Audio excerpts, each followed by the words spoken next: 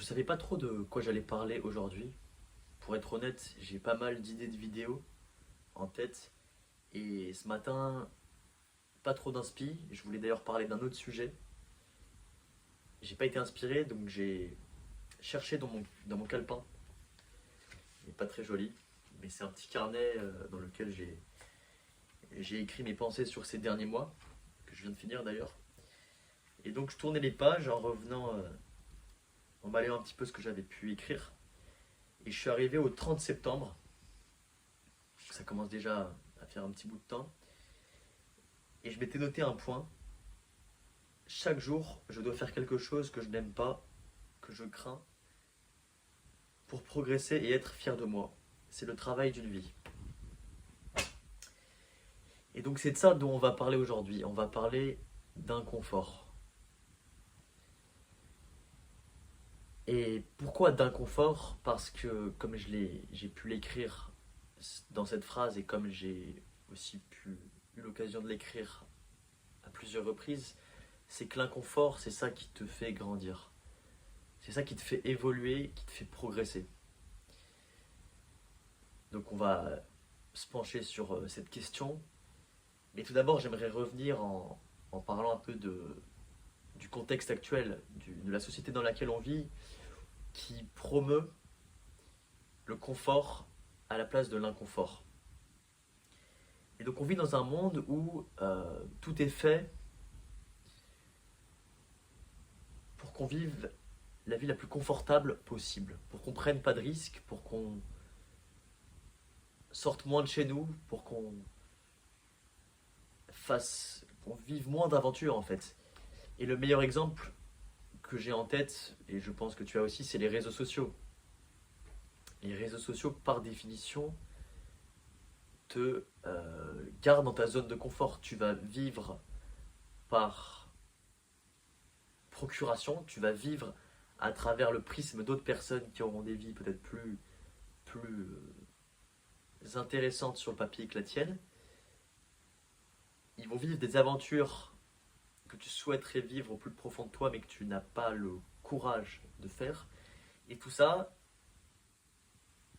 ça va te laisser encore plus dans ton confort. Ce qui va faire que ça va être encore plus dur de passer à l'action. D'où le sujet de la vidéo. Recherche l'inconfort et recherche l'inconfort le plus possible au quotidien. Je pense que c'est quelque chose d'indispensable et que tu peux faire dès à présent et que tu peux faire de plusieurs façons dans la journée. Il suffit de trouver les choses que tu trouves et que tu juges inconfortables pour toi. Je peux prendre l'exemple de ce que je fais au quotidien qui m'éloigne un peu du confort. Dès le matin, c'est une douche froide. Et pour le coup, c'est pas confortable. Une douche froide, tu te réveilles et tu sais que ça va être dur, ce qui fait que tu n'as pas envie de te lever. Tu sais que ça va être dur parce que la première chose que tu vas faire, ça va être de tourner la température vers le plus froid possible et d'y aller d'un coup. Surtout que là, c'est l'hiver en France, donc tu peux te douter que l'eau n'est pas à 30 degrés. Donc ça va être de prendre une douche froide dès le matin. L'inconfort, je vais aussi le chercher à la musculation. C'est pas juste le fait d'aller à la musculation, c'est le fait de se dire que sur chaque série, en tout cas le plus possible, je vais essayer de travailler jusqu'à l'échec musculaire.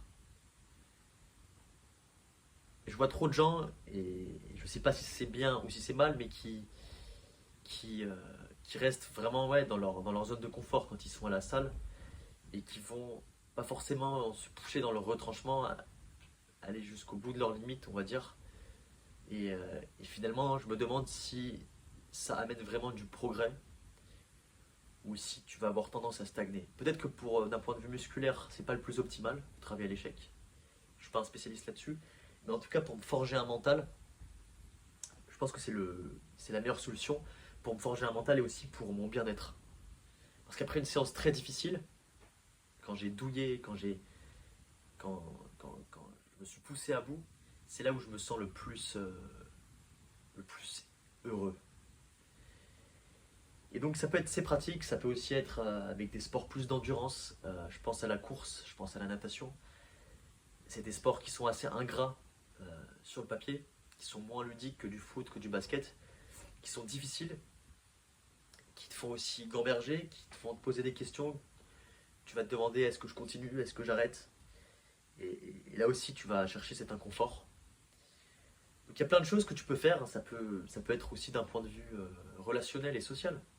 En prenant la parole en public, quand tu ne le souhaites pas, quand tu as justement cette peur, cette crainte d'être jugé par les gens, et bien en fait là aussi tu vas progresser, parce que tu vas prendre cette habitude et tu vas forger petit à petit ton, ton mental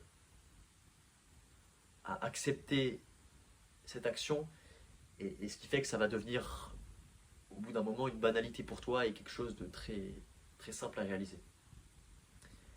Donc tu peux trouver cet inconfort partout. Tu peux le trouver au quotidien. Même si tu as une vie plus cadrée, que tu fais un peu métro boulot dodo, on va dire, que tu te lèves le matin pour aller au taf, que tu passes ta journée devant un ordi et qu'après tu rentres, tu peux te caler des moments comme ça où tu vas justement rechercher et trouver cet inconfort. Et c'est indispensable selon moi. C'est marrant, mais quand je parle de ça, quand je parle du fait que je prends des douches froides tous les jours avec mes collègues de travail par exemple, je suis vu un petit peu comme un masochiste. C'est marrant de se dire ça, comme un mec qui aime se faire du mal. Parce que masochiste c'est un peu pessimiste, mais dans ce cas-là, ouais, je suis masochiste et j'aime la souffrance si on pense comme ça. Mais c'est pas que j'aime la souffrance, c'est que j'aime les bienfaits que ça procure. Et il y a trop de gens qui sont pas conscients des bienfaits que procure cette quête de l'inconfort. Sur le moment, ça va être très difficile. Avant, tu vas tout faire pour éviter de faire cette action. Mais après, et c'est prouvé par la science, c'est que ta dopamine va être décuplée. Ce matin, j'ai longtemps hésité avant de prendre une douche froide. Je l'ai fait finalement. Et c'est fou comment tu es plus en éveil, comment tu es plus focus une fois que tu en as pris une. C'est assez aberrant. Et je pense que pour beaucoup de gens, c'est vu comme une mauvaise chose de se faire du mal, entre guillemets. Mais il faut garder en tête que c'est comme ça que tu vas progresser. Et c'est aussi comme ça que tu vas vivre la vie pleinement.